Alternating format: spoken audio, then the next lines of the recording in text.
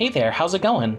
Welcome to Watersong's Workshop, the place where I work on my character ideas, try out art challenges, and try to make your day a little bit brighter.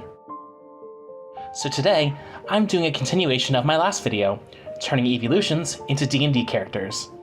Last time, I showed you my interpretation of Eevee, Vaporeon, Jolteon, and Flareon, and now it's time for the remaining 5. For those of you who are new or have a bad memory like myself, I am a DM for a group of my friends who play through a homebrew world I made called Aknij. In this world, the NPCs are what I would imagine Pokemon would look like in a medieval RPG, and the deities are legendary and mythical Pokemon. The next campaign my players will be taking part in involves a group of dragons taking over the kingdom of Windspoon, and the players will join an elven family known as the Dryarthams to attempt to start an underground rebellion to take back the kingdom. With all that in mind, I'd like to introduce you to the other half of the Dryartham family, and how I would imagine the last 5 Eeveelutions if they were D&D characters. Without further ado, let's get this video started. Of the Dryarthams, this High Elf is the shyest and the smartest. She enrolled herself into the Solmus Sun Wizard College of Illusions and Abjuration Magic with one of her sisters to learn about illusions and the distortions of reality. Her name is Fidenis Dryartham, and her intelligence is her best weapon. Fidenis was born with basic telekinetic powers and taught herself how to strengthen her powers through extensive research and studying. She was bullied a lot in school for how weird and shy she was, but one of her sisters was always there to back her up and support her. After graduating valedictorian, she and her sister both went to college to learn even more about their powers. During the dragon attacks, they were able to narrowly escape thanks to Fidenis' illusion spells. Returning home together, they decided to help the family start a rebellion. This is my interpretation of Espeon as a School of Illusion wizard. When it comes to stats, Fidenis is how you'd expect most wizards to be. Mentally strong, but physically weak. Her strongest stat is, of course, her intelligence. Between school, college, and being a bookworm, Fidenis has a lot going on in that brain of hers. Next is wisdom. Not only does she have the book smarts, she's got a good eye and knows how to read people. Third is charisma. She may be shy, but she's pretty convincing when push comes to shove. Fourth is dexterity. She's not very physically fit, but she is agile enough to move out of the way of danger and hide. Second to last is constitution. As a classic trope for wizards, most of them don't have enough hit points to last more than a few hits. And having never been in a fight and relying on illusions, Fidenis is a bit fragile. Her dump stat is her strength. She's not physically fit in any way. In fact, she barely lifts anything at all. She prefers using her telekinetic powers to lift things, and honestly, if I had that, I would too. Now let's talk about spells. Having gone to school to learn about illusion magic, she has no shortage of scrolls copied in her spellbook. Some of her spells include Minor Illusion, Magic Missile, Levitate, Hypnotic Pattern, Confusion, Dream, Sunbeam, Teleport, Sunburst, and Foresight. As you can see, she has a good mix of powerful and useful spells. But yeah, this is my interpretation of Espeon as a wizard.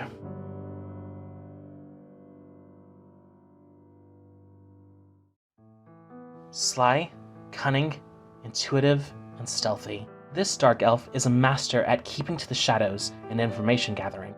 Her name is Leafeon Dryartham, and she is one of the most reliable spies in Windspoon. Leafeon has always had street smarts, and spent most of her childhood sitting quietly and listening to people.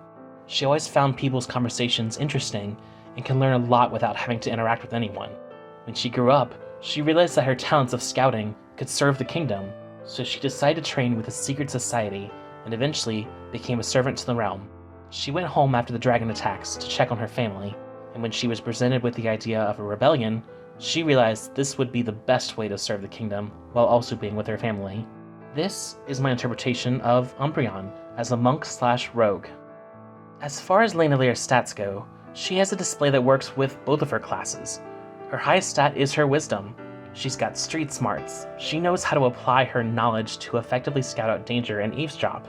In addition, monks use wisdom to increase their armor class, which I will talk about more in just a second. Second highest is her dexterity.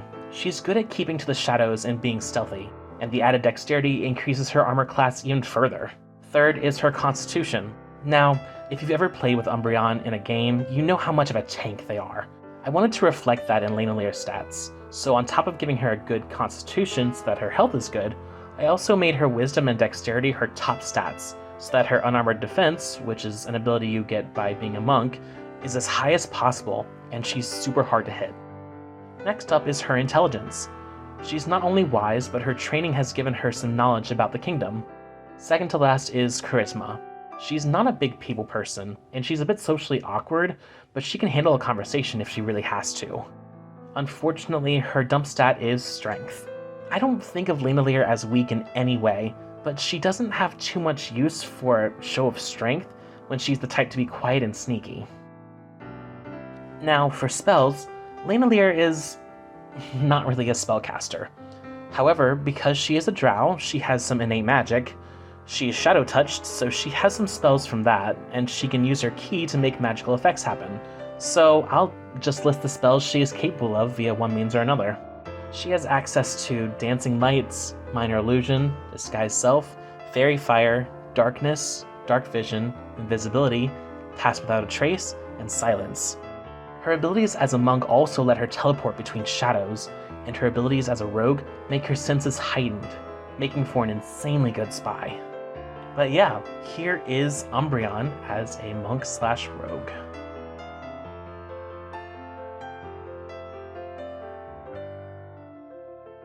The strongest of the Dryarthams, and a fighting expert, is none other than Ruad Dryartham. This feisty wood elf has been training with custom-made leaf-designed swords since he was 6 years old, but was actually very good with them, and developed a bit of his natural magic to help with his battle tactics. As soon as he turned 16, he decided to become a hired mercenary, hunting monsters and protecting towns from hooligans. He can sometimes come off as cocky, but always has the talent to back up his words. When the dragon attacks happened, Ruad did his best to protect the city of Pinewood Top, but realized he was extremely outmatched and did his best to save as many people as he could. He escorted the small group to safety and joined up with his siblings with a vow to avenge those that had lost their life in the fight. This is my interpretation of Leafeon as a ranger/fighter. Now, Ruad doesn't have any bad stats, as fighters tend to get the most upgrades on their stats/feats, so let's go over his stats. First up is strength. As a trained two-handed swordsman and a hired mercenary, he has a lot of lean muscle to rely on. Second is wisdom. Ruad has some amazing survival skills and battle strategies that keep him alive in dangerous situations. It also helps strengthen his natural magical abilities. Next is the tie between dexterity and constitution. As someone skilled in combat, he has to be able to dodge and take hits, so naturally these would be some pretty good stats. And his two lowest stats are intelligence and charisma. He's not stupid or unlikable, but he didn't really pursue an education, and his cockiness can sometimes get in the way of connecting with people. Ruad is more of a fighter than anything, but as I've mentioned a few times, he has some natural magic from being a ranger and a druidic warrior to aid him in combat. He has access to spells such as Druidcraft, Thorn Whip, Cure Wounds, Ensnaring Strike, Hunter's Mark, Barkskin, Spike Growth, and Plant Growth. All of these spells can give him an edge, even as a close-range fighter. So my piece of advice is to not get into a fight with Ruad, or my interpretation of Leafeon as a ranger/fighter.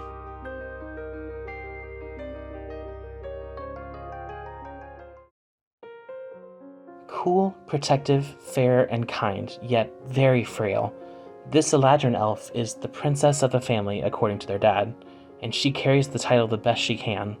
Her name is Vanoya Dryartham, and her cold defensive magic makes her an amazing backline caster. When she was born, Vanoya was very sickly. She constantly had a fever and would sweat profusely, but no one could ever figure out what it was that ailed her. Then miraculously, she opened her mouth to cry one day, and an icy blast came out instead, sending her temperature to the other extreme, but seemingly breathing new life into the baby. She grew up fine, still fairly weak and frail, but with courage to stand up for what's right. She formed a very close relationship with her sister Fidenis, and started standing up to her bullies for her. They went to school together and went to the same college together, always looking after one another. While Fidenis studied illusion, Vanoya studied abjuration magic, so that she could use her natural ice powers to protect her loved ones.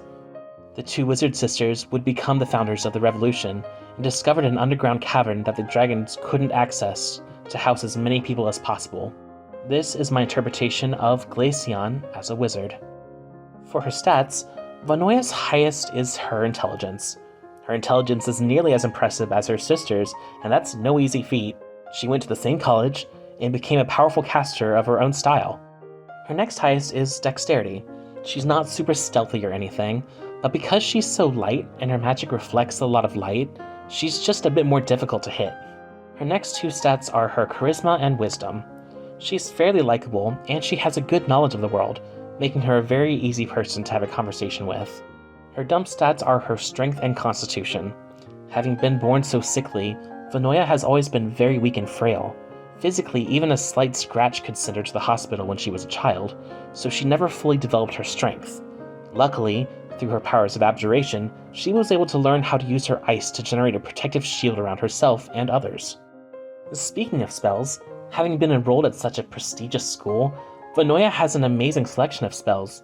Some of her favorites are Ray of Frost, Ice Knife, Shield, Dispel Magic, Ice Storm, Cone of Cold, Freezing Sphere, Wall of Ice, Anti-Magic Field, and Invulnerability.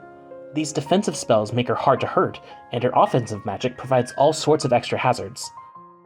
Yeah, that's my interpretation of Glaceon as an abjuration wizard.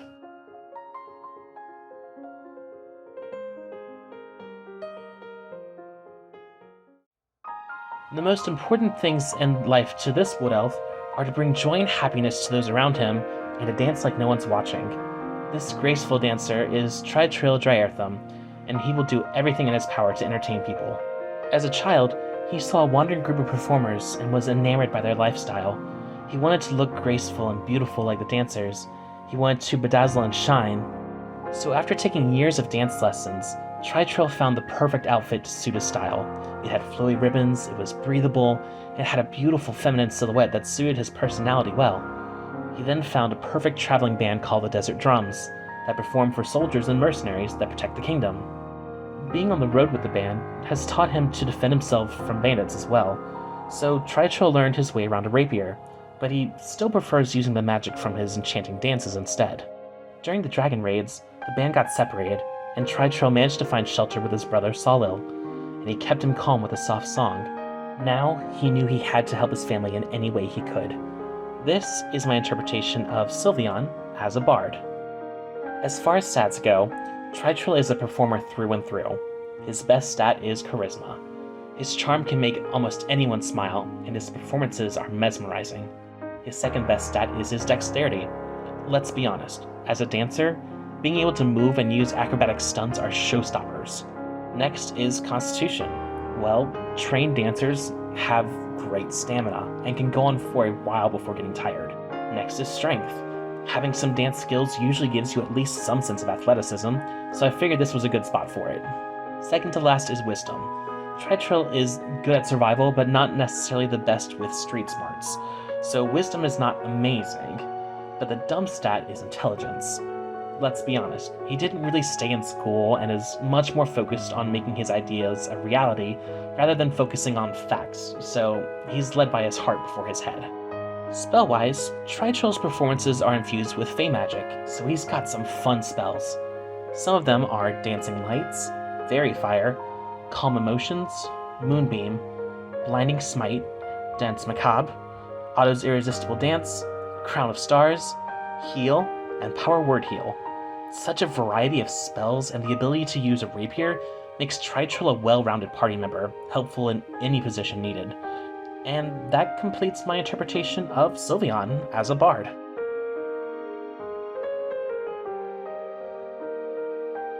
And with that, all of the Eeveelutions are complete. I had so much fun sharing my ideas of this family of elves with you. Creating all these characters really gets my ideas out and solidified and really aids me in the world building process. So sharing this project is so fun for me. What did you think? Which Dryarthum sibling was your favorite and why? Let me know in the comments. There's 9 more important characters in this campaign, 6 deities and 6 dragons that I still need to make for this campaign, so there's a lot more ideas to come. But I have something special in mind for the next video. But until then, keep being fantastic, and I'll see you around! The strongest of the Dryarthums, and a fighting expert, is none other than Rua Dryarthum. Ooh, I rolled the R there. That sounded sexy. One more time, though. The strongest... Sorry, distracted. As a child, he saw a wandering group of slow the fuck down. Eventually I'll get this, I'm sorry. Spell-wise, Tritrill's performances are infused with Fey magic. So we got... What did I do here with my grammar? I wrote this at 2 a.m., so I was tired as shit.